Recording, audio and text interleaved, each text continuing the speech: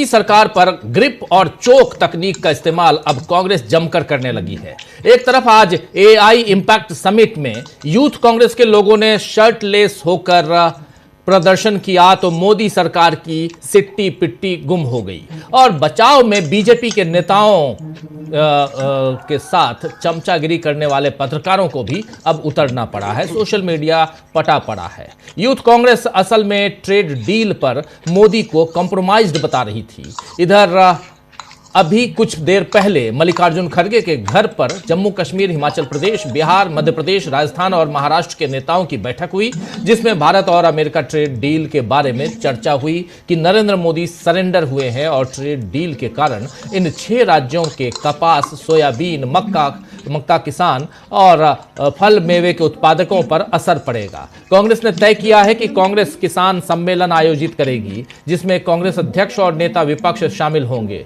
किसान सम्मेलनों की तारीख भी तय कर दी गई है। पहला सम्मेलन जो है वो 24 फरवरी को होना है और भोपाल मध्य प्रदेश में, दूसरा सम्मेलन 7 मार्च को यवतमाल में महाराष्ट्र में और 9 मार्च को श्रीगंगानगर राजस्थान में। ये 3 सम्मेलन करना है कांग्रेस पार्टी की तरफ से। किसान सम्मेलन, कांग्रेस किसान सम्मेलन।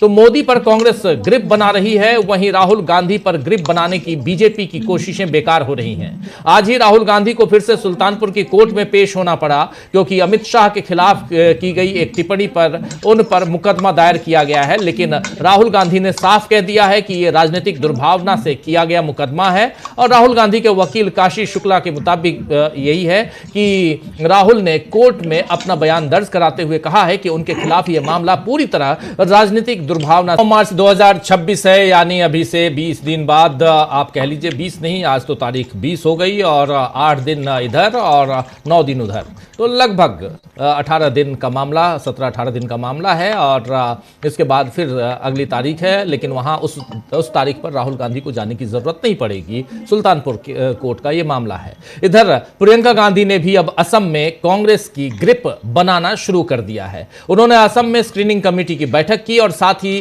कार्यकर्ताओं में जोश भरने की कोशिश की। प्रियंका गांधी ने असम में अपने कार्यकर्ताओं में जोश भरते हुए क्या कुछ कहा है, जरा सुन लीजिए।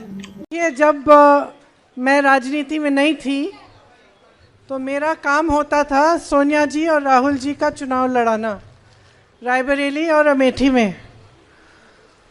तो आप सबने कहा कि आप बहुत खुश हैं कि आज आप यहाँ हैं। आप यहाँ इसलिए हैं कि जो भी चुनाव लड़ता है ज़मीन पे, वो जानता है कि चुनाव लड़ने वाला कौन है। चुनाव लड़ने वाला ब्लॉक का अध्यक्ष है, ब्लॉक के मेंबर हैं, बूथ के अध्यक्ष हैं, बूथ के मेंबर हैं, कांग्रेस का साधारण कार्यकर्ता है। अगर आप नहीं लड़ते हो तो कोई चुनाव नहीं जीत सकता। मैंने अपना अनुभव खुद देखा है कि किस तरह से अगर संगठन मजबूत होता है, संगठन के जो कार्यकर्ता हैं उनमें जोश होता है, तो किसी भी परिस्थिति में चुनाव जीता जा सकता है। जब मैं पहले सोनिया जी का चुनाव लड़ने गई तो उस समय भाजपा की सरकार प्रदेश में भी थी, केंद्र में भी थी और बहुत कठिन परिस्थितियों में हम चुनाव लड़े। उस समय ब्लॉक की कमेटियां भी नहीं थी। हमने रात में 3-3 बजे बैठकर ब्लॉक की कमेटियां बनाई, अध्यक्ष बनाई, लेकिन किस तरह से वो लड़े, आज तक हम सबको वो चुनाव याद है। क्योंकि मुश्किल से मुश्किल समय में हमारे कार्यकर्ता हमारे लिए खड़े रहे, हमारे कार्यकर्ता हमारे लिए लड़े और उन्होंने दिखा दिया कि चुनाव हिम्मत से जीता जा सकता है। आज जो यहाँ की परिस्थितियाँ हैं वो मुश्किल हैं, कोई ये नहीं कह रहा है कि आसान है। आप खड़े हो, आप यहाँ हो, यही बहुत बड़ी बात है कि जैसे आपने कहा, आपका नाम क्या है? जैसे आपने कहा कि आपको बहुत मुश्किल परिस्थितियों में लड़ना पड़ रहा है, दबाव है, प्रशासन है, बड़े बड़े नेताओं पे भी प्रशासन का दबाव होता है, अलग तरह के दबाव होते हैं, लेकिन आप पे एकदम वहाँ पे अपने गांव में, अपने ब्लॉक में प्रशासन का दबाव आता है, डराया जाता है, धमकाया जाता है, लेकिन आप खड़े रहते हो। तो सबसे पहले मैं ये कहना चाहती हूँ कि आपको अपने आप में गर्व होना चाहिए। आज अगर कांग्रेस पार्टी इस देश में खड़ी है तो वो आप जैसे लोगों के बल पे खड़ी है। जिन्होंने अपनी पार्टी के प्रति समर्पण और आस्था दिखाई और जो आज भी लड़ रहे हैं। तो आज इस चुनाव में हमारे सबसे बड़े योद्धा कौन है? आप हैं। यहाँ पे आपने प्रियंका गांधी जिस कह रही हैं कि कांग्रेस जहां खड़ी है वो आप सबके दम पर खड़ी है और अपने कार्यकर्ताओं में जोश भरने की कोशिश। कैसे जब शुरुआती दिनों में प्रियंका गांधी सोनिया गांधी और फिर उनसे पहले राजीव गांधी के साथ भी जाती थी, तो एक राजनीति में और वो भी चुनावी प्रबंधन में, चुनावी इलेक्शन मैनेजमेंट का एक गहरा असर इनके ऊपर पड़ा और उसका अनुभव भी है प्रियंका गांधी को। ये बात प्रियंका गांधी के जो जानने वाले लोग हैं वो बहुत अच्छी तरह जानते हैं। प्रियंका गांधी के असम जाने के बाद अब बीजेपी कौन से रक्षात्मक कदम उठाएगी ये देखना होगा। हालांकि आज ही जैसे प्रियंका गांधी 2 दिवसीय यात्रा पे असम पहुंची, आज असम पहुंच गए देश के गृह मंत्री अमित शाह और वहां अमित शाह काउंटर करने की कोशिश कर रहे हैं प्रियंका गांधी को। लेकिन चलिए असम से थोड़ा बाहर निकलकर इधर आते हैं, दिल्ली आते हैं एक बार फिर। तो यूथ कांग्रेस ने ही बीजेपी को इधर दिल्ली में पस्त कर दिया है। आप जानते हैं कि यूथ कांग्रेस के कार्यकर्ताओं ने आर्टिफिशियल इंटेलिजेंस इम्पैक्ट समिट, जो एआई समिट यहाँ चल रहा है दिल्ली में, और उसके एक प्रदर्शनी हॉल में पहुंचकर अमेरिका के साथ ट्रेड डील और एप्स्टीन फाइल्स जैसे मुद्दों पर शर्टलेस होकर, यानी शर्ट उतारकर ये तस्वीर देख लीजिए, प्रदर्शन किया। इन कार्यकर्ताओं के हाथ में मोदी इज कंप्रोमाइज्ड के पोस्टर भी थे। इस प्रदर्शन से मोदी सरकार की दोहरी किरकिरी हो गई है।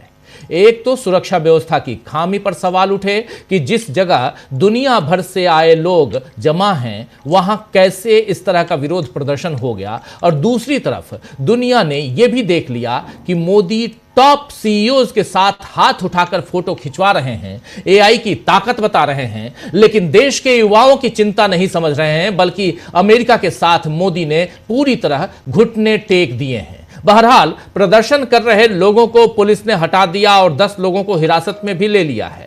लेकिन कांग्रेस ने आज उन सारी बातों को देश के सामने फिर से रख दिया जिन्हें संसद में रखने से नरेंद्र मोदी की सरकार जो है वो रोक रही थी कहने, माफी चाहूंगा, नहीं रोक रही थी। लगातार हमने देखा है।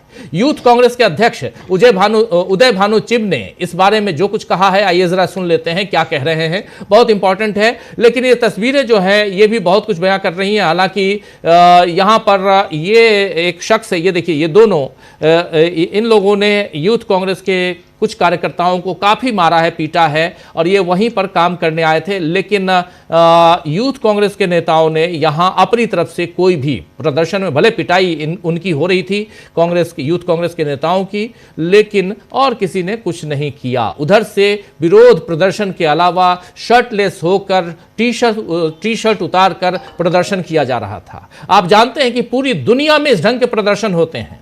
जिनेवा में WTO की बैठक में वहां भी प्रदर्शन, अमेरिका में, रशिया में, यूरोप में, ऑस्ट्रेलिया में, जापान में।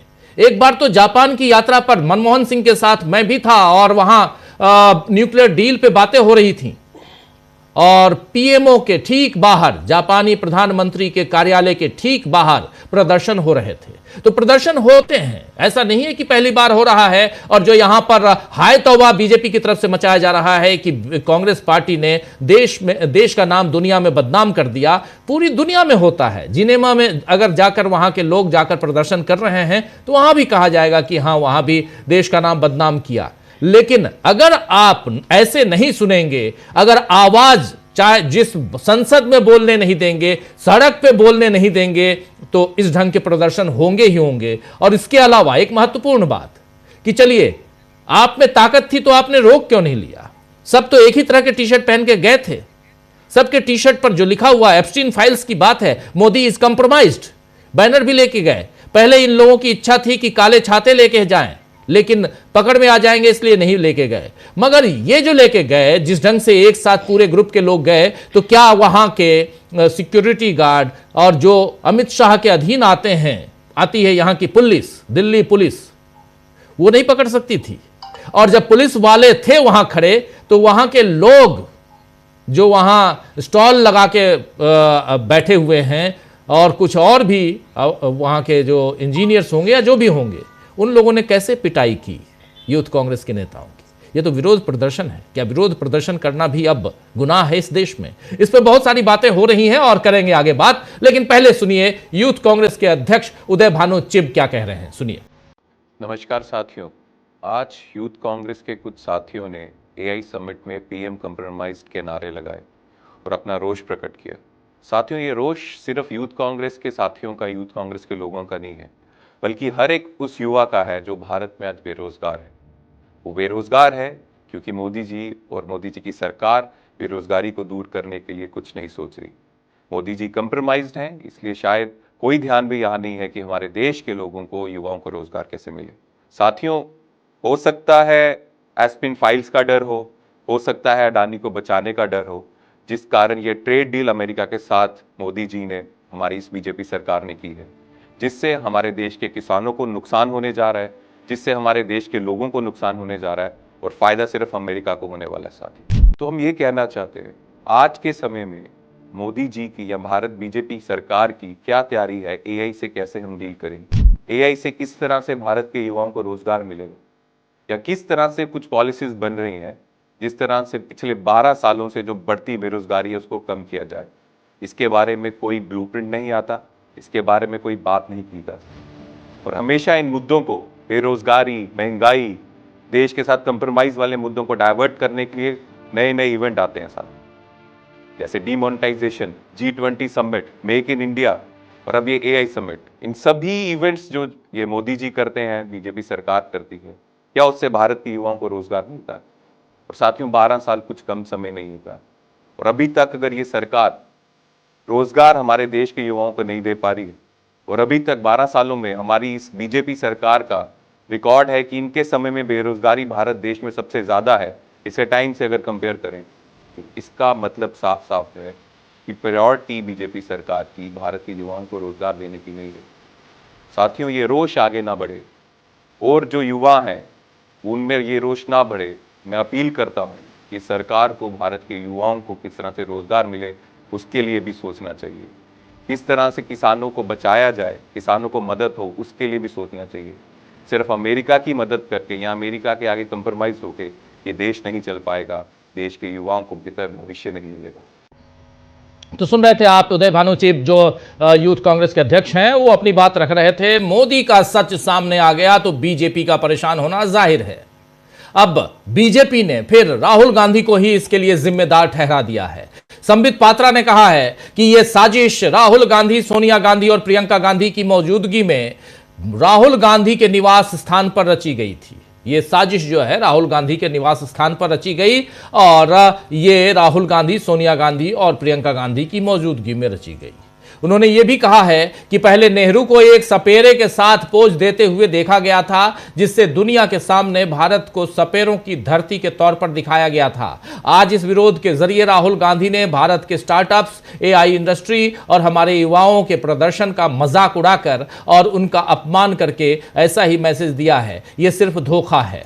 संबित पात्रा की खींच दोस्तों समझ में आ रही है, लेकिन विरोध की साजिश रचने का खुलासा उन्होंने ऐसे किया है मानो वो भी राहुल गांधी के घर पर मौजूद थे और उन्होंने ऐसी साजिश बनते देखी। वहीं नेहरू जी का नाम घसीटने में भी संबित पात्रा ने गलती कर दी, क्योंकि नेहरू का नाम तो आना ही था। मैं भी इंतजार कर रहा था कि भाई ये पूरी घटना घटी है, ये पूरे घटनाक्रम में नेहरू जी कहाँ हैं, उनको तो आना ही चाहिए। तो नेहरू जी और सपेरे की तस्वीर पर सवाल उठाते समय संबित पात्रा ये भी उनको याद करना चाहिए कि नरेंद्र मोदी को कितने तरह तरह के गेटअप्स में दुनिया ने देखा है। कहीं वो त्रिशूल हाथ में पकड़ते हैं, कहीं डमरू बजाते हैं। क्या किसी और देश के प्रधानमंत्री को ऐसे फैंसी ड्रेस में आपने देखा है क्या? किसी ने देखा है?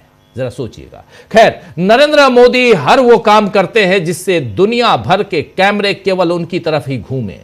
कल सैम ऑल्टमैन की, जी हां, सैम ऑल्टमैन ने, ये एआई ओपन एआई ने बता ही दिया है कि उन्हें समझ ही नहीं आया कि उनका हाथ मोदी ने क्यों जकड़ लिया है।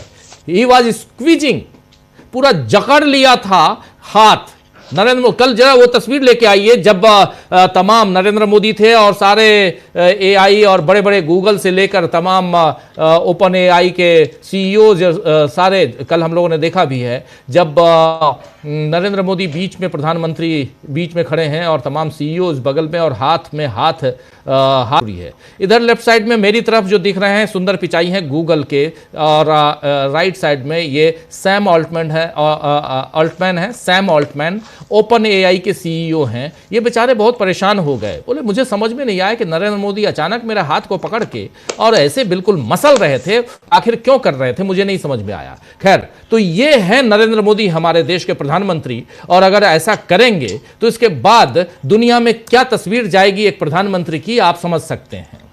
इनका वीडियो भी काफी वायरल हुआ है, सैम ऑल्टमैन का वीडियो काफी वायरल हुआ है। ये है एआई समिट, भले ही वैश्विक स्तर का आयोजन हो, लेकिन इससे पहले यह तो देखना ही होगा कि देश को इसमें क्या मिल रहा है। बड़ी बड़ी कंपनियां आकर अगर भारत का डाटा लें, यहां के रेयर अर्थ मिनरल्स का सौदा हो जाए। जी हां, रेयर अर्थ मिनरल्स, अभी कुछ दिनों पहले हम लोगों ने चर्चा की थी, आज इसकी चर्चा थोड़ी और आएगी, क्योंकि आज ही खबर आई है कि भारत मेंबर बन गया है। तो देश का कितना नुकसान होगा, इसकी जवाबदेही किस पर होगी? क्या मोदी इन सवालों के जवाब दे सकते हैं? अभी अमेरिका से ट्रेड डील पर तो खुलकर कुछ बताया नहीं जा रहा है, विपक्ष को संसद में बोलने नहीं दिया जाता, सड़क पर बेरोजगार जो है वो रोजगार मांगने के लिए उतरते हैं तो उन्हें लाठियां मिलती हैं, मीडिया भी जनता की आवाज नहीं उठाता। तो फिर ध्यान खींचने के लिए अगर ऐसे प्रदर्शन हो रहे हों जिसकी जरूरत है, मैं तो खुले तौर पे कहता हूं कि पूरी दुनिया में ऐसे प्रदर्शन होते हैं, क्यों नहीं करना चाहिए ऐसे प्रदर्शन? ये तो पुरुष हैं, महिलाएं भी करती हैं, टॉपलेस होकर करती हैं महिलाएं, क्यों ना करें? आखिर ध्यानाकर्षण तो जरूरी है।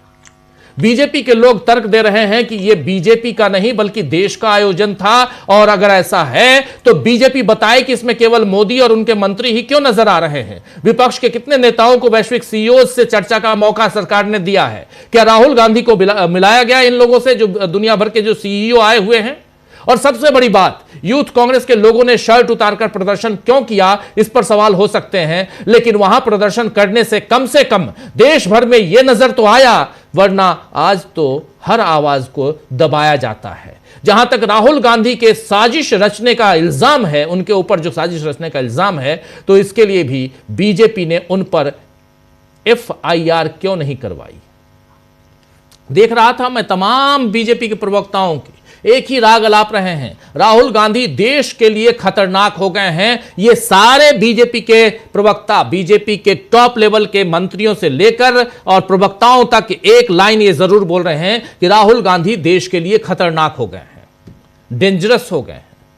तो गिरफ्तार कर लीजिए, डेंजरस हैं तो भाई। डेंजरस आदमी को एक खुले तौर पे खुलेआम घूमने देने की का कानून तो है नहीं अपने देश में, गिरफ्तार कीजिए, लेकिन आप गिरफ्तार नहीं करना चाहते। शाजिया इल्मी किसी चैनल पे कह रही थी, बीजेपी की प्रवक्ता हैं, आप जानते हैं, पहले पत्रकार होती थी, कई पत्रकार जो हैं बीजेपी के आज की तारीख में प्रवक्ता हो गए हैं, और कई पत्रकार बिना प्रवक्ता बने हुए पत्रकारिता करते हुए प्रवक्ता हैं, आप ये भी जानते हैं। पूरा का पूरा मीडिया धरा पड़ा है, और उसमें भी बहुत सारे मीडिया ऐसे हैं जिसको गोदी मीडिया कहा जाता है। तो ये सब कुछ है, और इन सब के बीच ये तस्वीर, आज की तस्वीर है, बहुत महत्वपूर्ण तस्वीर है, इस पे चर्चा करेंगे। और ये चर्चा करेंगे कि मोदी ट्रेड डील और एप्स्टीन फाइल्स में ऐसे उलझ चुके हैं जिससे निकलने के सारे रास्ते बंद हो गए हैं, यानी मोदी के लिए सारे रास्ते बंद हो गए हैं। इन रास्तों में उलझे हुए नरेंद्र मोदी आगे क्या कुछ होगा ये समझने की कोशिश करते हैं, और क्या ऐसी तस्वीरें और अभी देश में बढ़ेंगी, इस पर भी चर्चा। अनिल जी, आपके पास आ रहा हूं। अमलेंदु जी, इस पूरे घटनाक्रम पे आपकी प्रतिक्रिया, और यहां देखिए 2-3 मामले, अगर यूथ कांग्रेस के नेता कार्यकर्ता गए भी विरोध प्रदर्शन के लिए तो एप्स्टीन फाइल का जिक्र कर रहे हैं, एआई में जो वहाँ जो समिट में जो गड़बड़ घोटाला है उसका यहाँ विरोध प्रदर्शन कर रहे हैं, अमेरिका के साथ ट्रेड डील की बात करने के लिए गए थे। तो ज़रा आपसे समझूं कि इसमें कहाँ खामी दिखाई देती है जो आज चारों तरफ राहुल गांधी के खिलाफ माहौल बनाने की कोशिश, एक नफरत के अंबार को लाके रख दिया गया है, यहाँ से बिल्कुल गोले बरस रहे हैं, इस ढंग से बताने की कोशिश हो रही है भाजपा की तरफ से। और राहुल गांधी सबसे ज़्यादा नफरत करने योग्य इंसान हैं। अब ये साबित करने की कोशिश हो रही है। सही आप कह रहे हैं अमलेंदु जी। असम की बात और भूपेन बोरा की बात अभी और होगी। 22 तारीख को वो बीजेपी ज्वाइन कर रहे हैं ऐसा कहा जा रहा है। और कल मंगलवार को जब गए थे हिमंता बिस्वा शर्मा उनके घर, तो वहाँ से बाहर निकल के उनके साथ ही प्रेस कॉन्फ्रेंस की थी। प्रेस को संबोधित तो कर रहे थे हिमंता, बाइट दे रहे थे, संबोधित क्या बाइट दे रहे थे, लेकिन उनके बगल में ये बैठे हुए थे भूपेन बोरा। तो समझ में आ रहा था। हालांकि भूपेन बोरा काफ़ी कद्दावर हैं और कुछ चीज़ें हैं जो कांग्रेस को भी समझनी चाहिए। अगर पिछले चुनाव में 2021 के चुनाव में, चुनाव के बाद इनको पार्टी की कमान सौंपी गई थी, फिर उस कमान उनके हाथ से वो कमान ली क्यों गई, ये भी है। बहुत मेहनत की उन्होंने भारत जोड़ो न्याय यात्रा के समय, हम लोगों ने देखा है। तो इसलिए ज़रा ये तमाम चीज़ें हैं। लेकिन असम से लेकर यहाँ पश्चिम बंगाल तक चल क्या रहा है, और पश्चिम बंगाल में ठीक है कांग्रेस के लिए स्टेक उतना नहीं है, लेकिन असम और केरल तो पूरा है जिस पे पूरा फोकस होना चाहिए। प्रियंका गांधी जा रही हैं ठीक है, लेकिन उससे पहले एक बहुत बड़ा झटका है अगर ये इन्होंने छोड़ दिया भूपेन बोरा ने तो।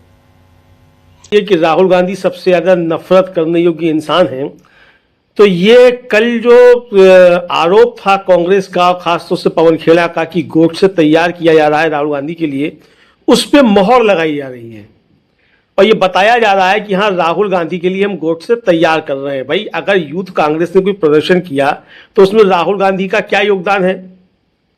अगर राहुल गांधी का यूथ कांग्रेस के प्रदर्शन में कोई योगदान है तो कल जो राहुल गांधी को जान से मारने की धमकी दे रहा था तो उसके लिए फिर नरेंद्र मोदी का योगदान है। क्योंकि भाई नेता प्रतिपक्ष और नेता पक्ष जो है उसी से बात होगी ना फिर लोकसभा के अंदर जो है।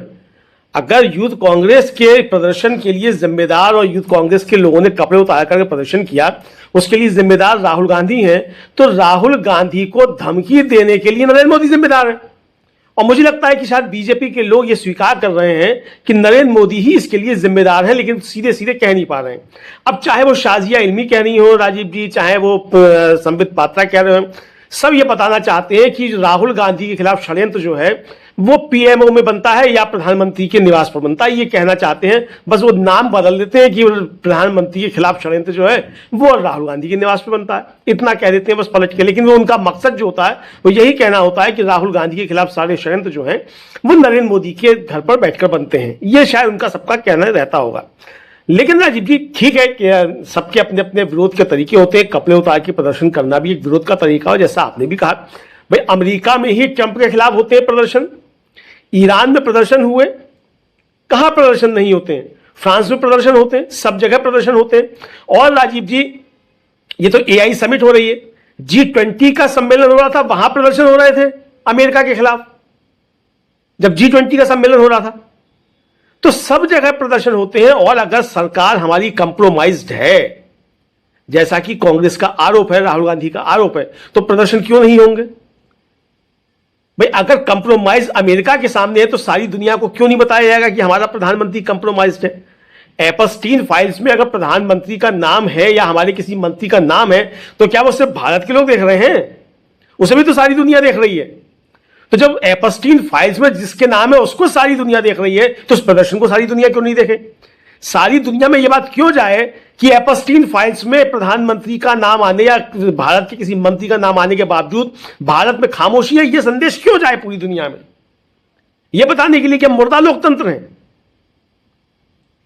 इसलिए कि हम जिंदा लोकतंत्र हैं। और अगर हमारे किसी भी नेता का उसमें नाम आया है, हमारा कोई भी नेता अगर हमारे देश के संसाधनों के साथ, हमारे देश की संप्रभुता के साथ कोई समझौता कर रहा है तो उसके खिलाफ इस देश के अंदर प्रतिरोध की आवाजें जिंदा हैं, यह बताने के लिए प्रदर्शन बहुत ज्यादा जरूरी है। तो ये उसलिए प्रदर्शन किया गया। अब राजीव जी जो लोग प्रदर्शन करते हैं वो तो जानते हैं, अब ये बेचारे प्रदर्शन तो जानते नहीं है। ये तो संघ की शाखा वाले लोग हैं, लाठी भांजना जानते हैं तो लाठी अपनी भांजते रहते हैं। कभी हवा में लाठियां भांजते हैं और कभी जमीन पर लाठियां भांजते हैं। लेकिन जब कोई दूसरा तगड़ा लाठी लेकर आया था तो भाग भी खड़े होते हैं। तो ये प्रदर्शन तो जानते नहीं राजीव जी, ना ही इनको कोई इनके संस्कार है लोकतांत्रिक तरीके से। भाई इनको तो दुश्मनी ही लोकतंत्र से है। ये तो संविधान भी जो बदलना चाहते हैं तो लोकतंत्र को खत्म करना चाहते हैं। तो इनकी तो दुश्मनी ही जब लोकतंत्र से, तो ये बेचारे क्या समझेंगे कि लोकतंत्र में प्रदर्शन का क्या महत्व होता है? तो ये राजीव जी, ये बेचारे देखिए, कहावत है ना कि ईसा मसीह ने कहा कि ये बेचारे नहीं जानते, ये इनका दोष नहीं है कि ये क्या कर रहे हैं। तो ये बेचारे नहीं जानते ये क्या कर रहे हैं राजीव जी, इनको माफ कर देना चाहिए, क्योंकि इन्हें ना लोकतंत्र की समझ है, ना इन्हें संविधान की समझ है, ना इन्हें प्रदर्शनों की समझ है, ना इन्हें राजनीति की समझ है। ये कंप्रोमाइज लोग हैं, तो ये कंप्रोमाइज तरीके से ही बातें रख रहे हैं राजीव जी सर। अब इतने ज्यादा कंप्रोमाइज है कि कंप्रोमाइज व्यक्ति को बचाने के लिए जाने कहां से आरोप लेकर सब लगाने चले आते हैं। बहरहाल ये उनका मसला है, वो क्या करते हैं क्या नहीं करते हैं।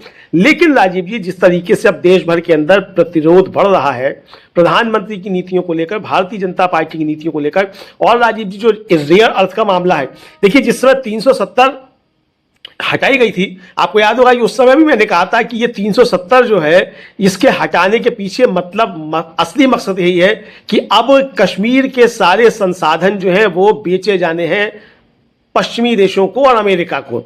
और राजीव जी, अब वो चीजें धीरे धीरे निकलकर सामने आ रही हैं।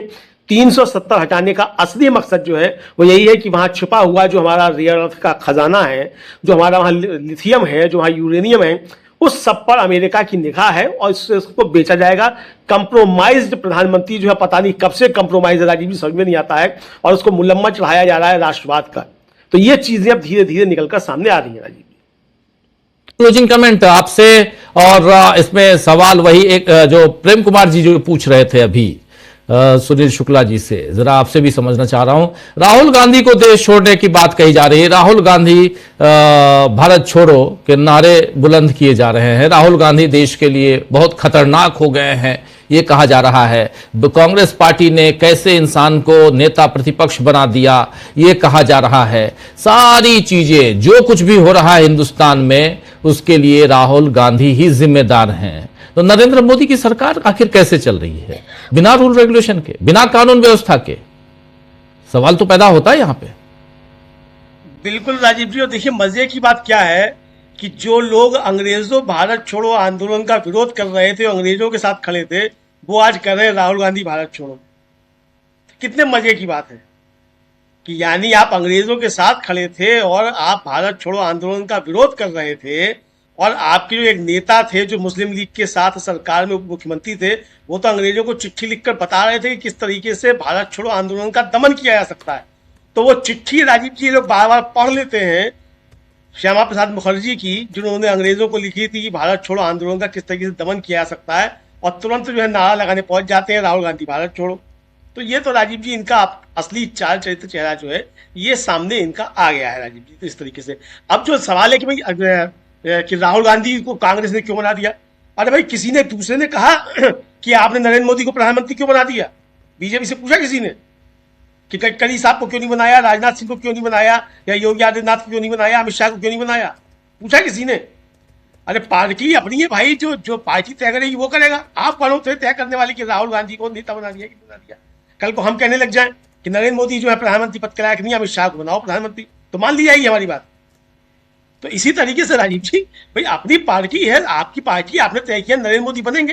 हालांकि बीजेपी ने तय नहीं किया कि नरेंद्र मोदी प्रधानमंत्री बनेंगे, क्योंकि नरेंद्र मोदी को 240 जो सांसद है बीजेपी के, उन्होंने अपना नेता अभी तक नहीं चुना है।